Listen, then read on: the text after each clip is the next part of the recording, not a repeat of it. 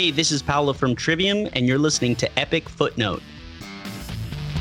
Hey everyone, what's going on? It is another episode of There Goes My Hero. I'm Matt. And I'm Zach. If you haven't joined us for one of these before, well, this is only the second one we've done, so you don't have too much catching up to do. This is our interview show, one of two of them that we have. And before we get into it, I just want to say I hope you and yours are staying safe in this whole quarantine thing. It sucks, yeah. It definitely does. I'm starting to feel it a little bit myself. So know if you're feeling it that you're definitely not alone. But yeah, I just hope you and yours are doing really well. But, you know, a few good things have come out of the quarantine with all the musicians kind of furloughed right now, and they're kind of hanging back at home and trying to figure out what they're doing. They have more time for interviews. So our last interview that we did was with Mark LaBelle of Dirty Honey. And this one actually comes with a little bit of fanfare, at least from myself. I know Zach is a pretty big fan of them too. To say the least. Yeah, but this time we interviewed Paolo Gregoletto, the bass player from Trivium. And I've seen Trivium a whole bunch of times. I remember when they came out back when I was in college. And I actually was one of the only people at my college radio station to say that these guys were actually really any good at that time. I enjoyed them. I definitely heard the Metallica influence. And, you know, when you get around certain people, they're like, oh, Metallica, oh, they sold out and whatever. You know, I don't care. I like them. And I heard a little bit of Metallica in them with Ascendancy. But I've always been a pretty big fan of Trivium myself. Yeah, Zach, I can't even tell. Well, I can't even. I was trying to think before we even spoke with Paolo, how many times I've seen them live, and I couldn't tell you. Like, literally, I feel really blessed. That sounds cheesy, but just getting to see them so many times live over the years. And also, they're a band that really constantly evolves with each album, which is why we were really excited to get to talk to them about their new album, What the Dead Men Say, which comes out April 24th. I'm really excited for that album. I know, Matt, you are. And also kind of get to talk to Paolo about the current state of the industry, because as I mentioned when we're talking to him, you know, he's always been a little bit more realistic about what it's actually going to take for the industry to recover. So it's great to get his insight. And then, as you mentioned, I mean, they've always been honest about how influential Metallica is. So then to get to also talk to Paolo about meeting his idols in Metallica for the first time. Yeah, that was kind of interesting to hear. That was cool. His that was one of his big influences, and especially with the member of Metallica who he mentions, which I didn't even think was going to be the member of Metallica that he would have said.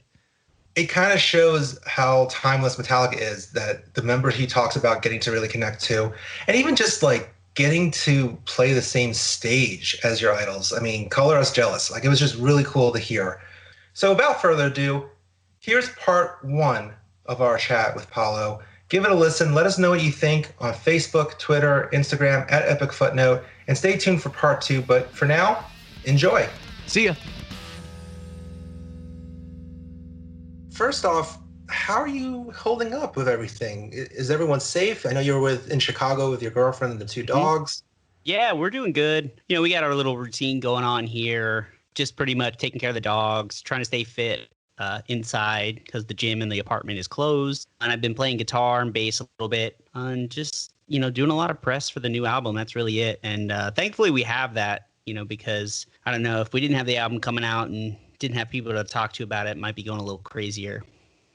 I can only imagine. And I know that I'm sure there was a lot of talk with the label and management about the release date. Yeah. What made you guys decide, no, we're going to stick with the April 24th release date no matter what? I think one of the big things was that we felt like people were going to need some new music during this time. And I think, you know, pushing stuff back, you really don't know what's going to be happening in the next few months. And we didn't want to get to a place where we're like, okay, we're going to release in June, and then June comes up and it's like, well, it's still not a good time to release, so we're going to push it back further. And we were just ready to go with the record. We had videos. We had already like printed up and done all of our merch and stuff for the album release, and people had already pre-ordered stuff. So we were pretty much ready to go. So it was kind of a no-brainer for us. And it seems like people are really stoked about it because like we put out 3 new songs already and people are just like ready for the new record. So I think we're just making the best of it. I mean, it sounds great too. Thank you very much. I am looking forward to hearing the ska songs though. Oh yeah. That's The that's gonna be the big surprise. little horn Scabium. section. That'd be pretty funny. On the deluxe edition, right? Yeah, that's we're gonna do instead of doing everyone was doing the DJ remixes. We'll just get ska bands to remix our stuff and see what happens. You joke, but there might be an audience for that. I know. I mean, if someone was like, "Hey, we want to put horns on one of your songs," I wouldn't be opposed to them trying it. It'd be kind of funny. And I mean, if anything, people need weird stuff to look at and watch at this point. I mean, if Tiger King can be a big hit, I'm sure ska Trivium might just do well.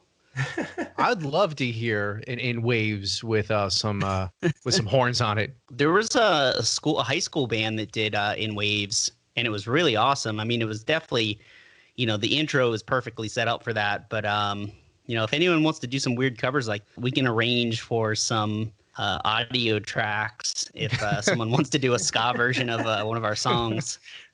Well, I'd be really honored if we can help, start that trend going right now. Hashtag Yeah. Ska Trivium. Ska Trivium. Skavrium. One of the many things you never knew you needed coming out of the quarantine. Yeah. That's true.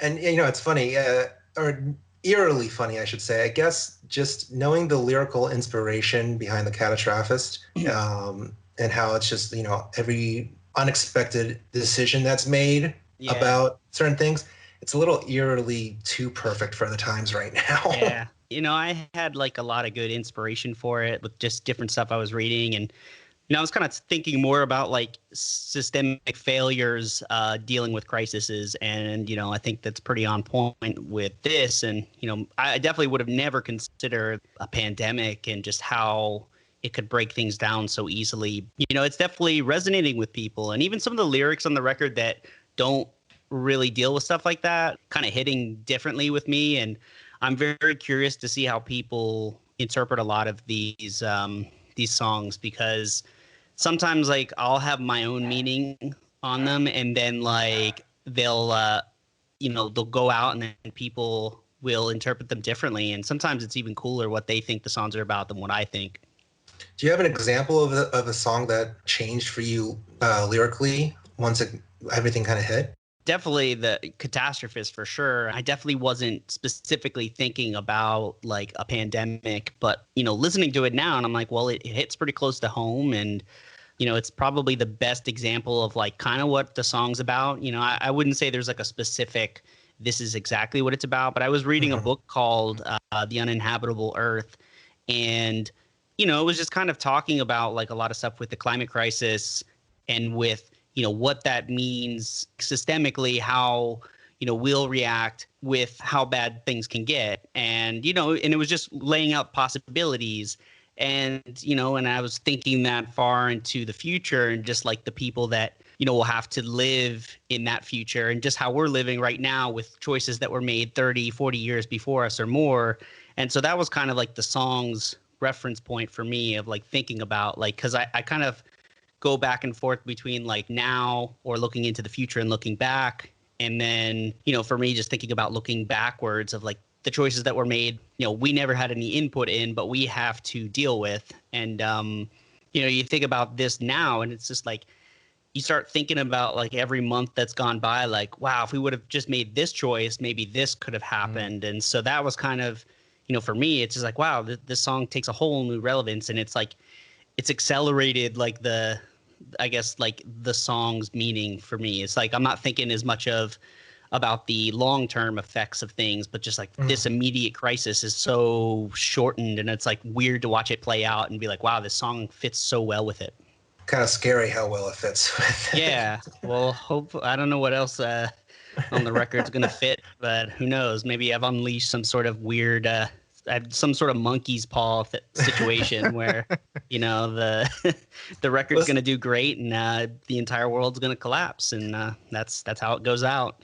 I know we have a few more questions about the album, but I do want to note how every time I've heard you spoken since, the album was announced, you've always seemed a little bit more realistic about how COVID-19 is going to impact the industry more so than others. Yeah. And I'm just curious, if you had to name a best case scenario how the industry is going to look or how even people consume music moving forward, what would you describe as the best case scenario? What do you hope is the best case scenario?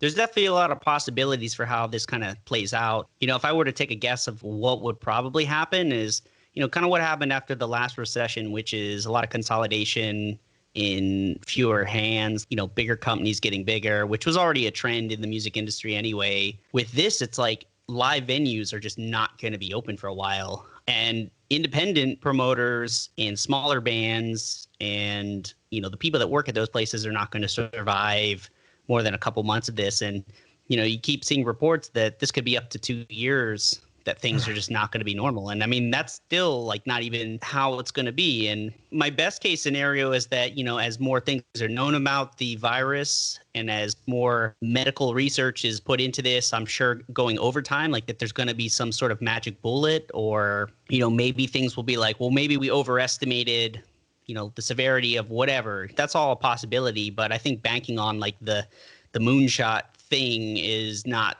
the best way to look at it. I think people need to prepare for, not going to shows for a long time. I think bands got to figure out ways to somehow make money. I think labels need to reconsider, if they want their rosters to survive this, that they're going to have to think about how they do their deals with bands. Maybe allow bands to collect royalties if they haven't recouped on their deal. You know what I mean? Like, otherwise you're just not going to have a band. So you got to make the choice. Do you want to have a roster at the end of this, or do you want to make the money now and then all of your bands fold within a few months of this? So that's definitely something to think about. I think people need to get more creative with how they address this.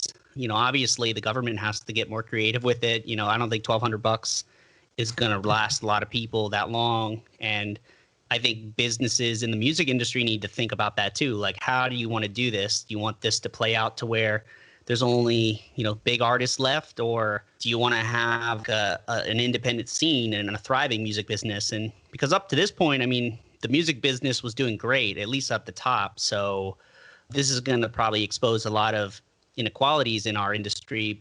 I'm hoping that people will think it through and be smart about this. And it's like, I don't really know what else the case is, because if this goes on for like 2 years, this is going to be devastating to like everyone, I think. Yeah. Yeah. With that in mind, have you guys begun to realign yourselves at all? We're in a spot where, thankfully, from just all the years of touring, from being a band for 15 years and having a big back catalog, we're in a good spot where we can kind of ride this out pretty well. And, Matt's got the Twitch going. So there's like, we're in a good spot, at least where we're still out there. We're still promoting stuff. The next thing we want to do, which we were hoping to do for release week, but was just not a possibility with travel, we're going to definitely be doing a lot more live stream type stuff as a band, like full band performance, because we've been doing that for the last 3 years. We have like 90 shows that we did on Matt's Twitch. And so, once Alex and I can get down to Florida, because Alex is in California, I'm in Chicago, we definitely want to do some stuff, and we have some plans. And it's really kind of just how things are. If we can get down there and it feels safe enough to at least do that, then we will definitely be doing a lot more streaming stuff. And we'll just do it until we can get back out on tour, and we'll figure out what we're going to do to, make money for the band and keep things operational until, it's safe enough to do whatever. And if it comes to a point next year where it's like, well, there can only be shows, but it's got to be like a couple hundred people, like I'm sure we'll do something like that too, if we have to scale back. And right now, the tour with Lamb of God and Megadeth, everything's on schedule, but we're just waiting to hear if things change. And, the worst case scenario with that is it'll get moved, to other dates, and we'll just play it by year.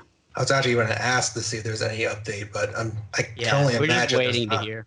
That's got to be rough. But at least you have new music to distract you. Yeah. It definitely sucks, because we were really looking forward to that. And like the ticket sales were so good for it that it's kind of bittersweet to think about, like postponing that tour.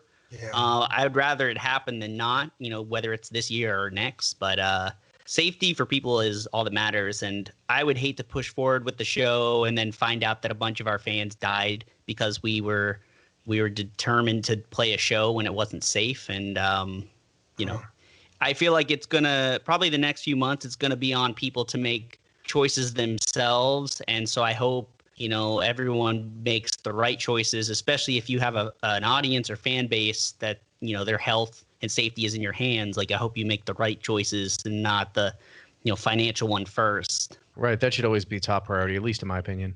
Yeah, definitely. Health and safety first. Yeah. So, I mean, real quick also, I mean, I wanted to touch upon with the new album. I mean, this is the second album that you've done with not only Alex, but also with Josh producing it.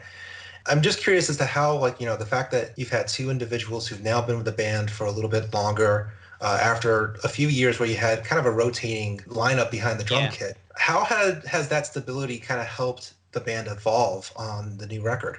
It definitely brought stability in the writing, in the preparation. Like, we weren't having to deal with getting someone up to speed with, like, our back catalog and going on tour like we did with the last record. It was pretty much like, hey, Alex, learn a headlining set, and also here are some new songs. We're going to record a record after that tour.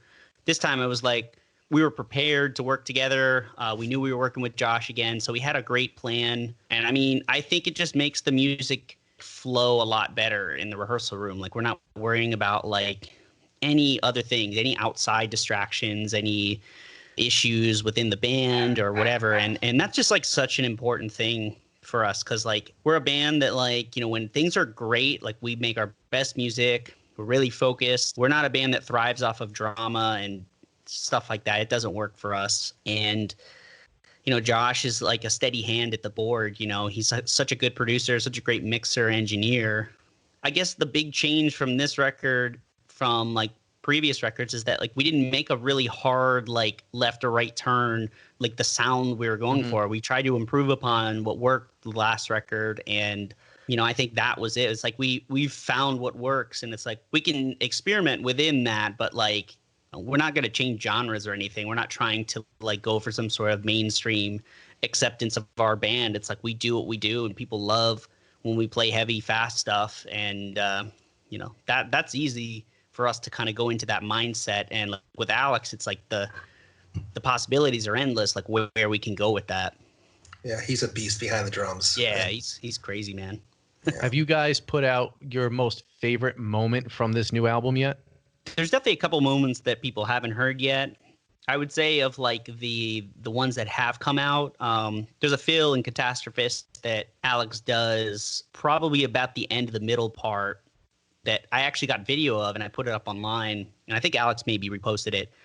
He's just doing this crazy thing, like overhand fill thing, and it's really wild to watch. And when I saw it like in person, I was just like, wow, like how the hell is he doing that? And like just thinking, I couldn't wait till people like heard it and saw it, because it's really kind of a mind-blowing way to play a fill. And with the other two tunes, I mean, a lot of it's just like watching and hearing Alex's drums and kind of vibing off that. And there's a lot of exciting stuff on this record that I'm excited for people to hear. Like, I want to hear their reactions and see what they think about it. Nice. That's cool. I want to segue now into one of the focuses of this episode, where we talk to artists about the time they got to meet their musical hero. Who would you say was your biggest influence, and what was it like to meet them? Trivium has had the opportunity to play with a lot of bands that we consider like idols and people that inspired us. But I would say for this, probably, Metallica for sure. Like, getting to meet those guys, getting to hang out with Kirk Hammett quite a bit. Back in the jealous.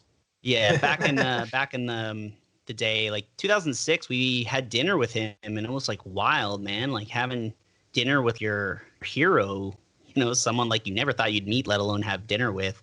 That was crazy. And of course, over the years, we've seen them at festivals and stuff. And they always come up and say hi to us. And Lars will like pop into our dressing room at like Rock 'em Ring, and it's like just to check up, see how we're doing, say hello. And I always think that's just such a cool thing, because I'm just used to like at festivals, like, the headliners have their own area, and I understand like not wanting to get swamped and stuff, especially if you're like a really, really big artist like that. It's definitely overwhelming. I just know from experience, when a lot of people want your time, it can be very tiring, even though you want to like give your best to people. But, it's just such a cool thing to have like a hero of yours just kind of pop in and say hello. And I've always kind of tried to remember that, like, obviously we're not on the same level as Metallica, but I try to treat bands and people that are on tour with us, with respect, make sure we're personable with people and, not an out of touch, aloof band all the time, just kind of sitting on the tour bus, even though I do like to just sit on the tour bus and just chill sometimes and listen to like music or podcasts or read, but it's nice to get out there and socialize with people. So walk me back to that dinner with Kirk. How did that come about? What do you remember from that dinner the most? Okay, so it was at like the hotel they were staying at. It was in Amsterdam. It was like a really fancy place, and it had a fancy sushi restaurant. Kirk really loved, he loved Ascendancy, and he just wanted to come out and like hang out with us and stuff. So we went to dinner at that place in the hotel, and pretty much just ordered like everything on the menu, like every single thing. And this was like a Michelin star restaurant. So if you know what a Michelin star is, that means pricey. And so yeah, it was pretty crazy. Yeah. And like, I don't know how long we were there, but it was quite a while. And I feel like we were in Amsterdam, so some people were a little high and stuff. So eating a lot of food. I'm not sure where the time went, because I feel like we were there for quite a while, but I could be mistaken. It's kind of like a time dilation being next to Kirk Hammett. It's just one of those things of being in the presence of like this like great artist and just sort of like everything's slowing down and feeling like totally like a dreamlike state. But it was crazy. And then at the end, I think he like kind of jokingly kind of like handed me the bill. Like, here you go. And I'm just like, and I'm like, we could have probably bought like a new, used van with that at that point. So it was pretty wild, like, to just hang out with this dude and just like, I don't even remember what we talked about. That's like the craziest thing. It's almost like one of those experiences, like, it happened, but like, you don't really remember. It was like waking up from a dream and being like, wow, like that was wild. Like what happened? Like you don't remember all the details, but something happened. And I kind of like equated to like, when we played shows like Download for the first time in the UK, I know we played it, but I don't remember it that well. I have to watch videos to remember like what happened, because it was like such a rush of adrenaline that it like almost overrode my brain, and just like I experienced the moment and then it just went by, and it's just like I gotta watch it again to remember what happened. Yeah. Do you recall what age you were or when you first discovered Metallica? I think it was like 96. I'm pretty sure that's when I found Metallica. So I was probably about 11 or 12 when I discovered them. It's right when I started playing bass. I saw King Nothing on MTV, and I was just like, that's the band. That's like the coolest thing ever. These dudes playing in the snow, and like they look cool. And at that point, all I knew was like pop punk and like whatever was popular on MTV. So they were very different. And of course, like, metal in the 90s is like, this is before I discovered Pantera or anything like that. Metal's not on MTV anymore at that point. It's starting to slowly filter out, and I wasn't like watching Headbangers Ball if it was even around in 96. So that was it. Like Metallica was kind of flying the flag in like the mainstream world. And thank God I found them, because like I don't know if I would have got into music the way I did. Like to me, that was like what made me serious about it. Like, okay, I want to play this type of music. I want to like do what these guys are doing. And pretty much after that, that was like my homework after school, was to just watch Metallica videos and watch like Live Shit, Binge and Purge and all that stuff, and just try to emulate them with my own local band and trying to like figure out how to like make it work. It was kind of funny too, because like in my own local band at the time, we were kind of playing like kind of throwback, kind of thrashy type stuff, like in the midst of like new metal, and all the local bands were playing new metal. So we really did not fit with anything. It was a kind of a weird few years, kind of lonely, I would say, as a local band in South Florida at that time. Yeah. Well, you ended up finding your family and friends. Yeah, thankfully we did. So you discovered Metallica at 11 years old. 11, 12. What would 11-year-old Paolo say if you time traveled and said, hey, in a few years, you're going to have sushi with Kirk, and you're going to have Lars check in on you backstage? Like, what would you even say? I mean, 11-year-old me, probably, I don't know. Like, I don't know if I'd believe it, or maybe I'd just be like, of course it's going to happen. Like, maybe like almost I'd be at that point where, when you're young and you're just kind of like, I don't know, you just think it's going to happen. You're just so like, your dreams are totally possible. You haven't had like the world kind of beat the reality into you. So maybe I'd be like, yeah, of course I'm going to meet them. What do you think? Like, but maybe I wouldn't believe myself either. Yeah. So, because Metallica is one of my favorite bands as well, and we do another show. It's if you have to pick three, and we normally do like three of anything, and the one that we do the most is if you have to pick three top songs from a band. So I'm going to ask you your top three Metallica songs that are not Enter Sandman. Okay. Ooh.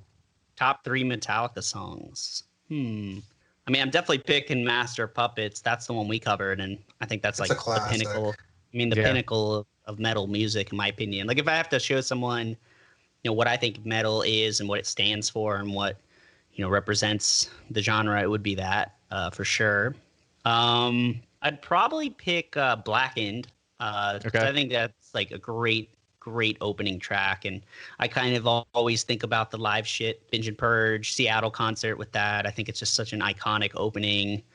And then I'd probably fast forward to the new song "Spit Out the Bone." I think that's a really good modern classic, and I'd feel like it's up there with any of their older stuff, which is kind of crazy to think about. But they really put a lot of effort into this one. You could tell.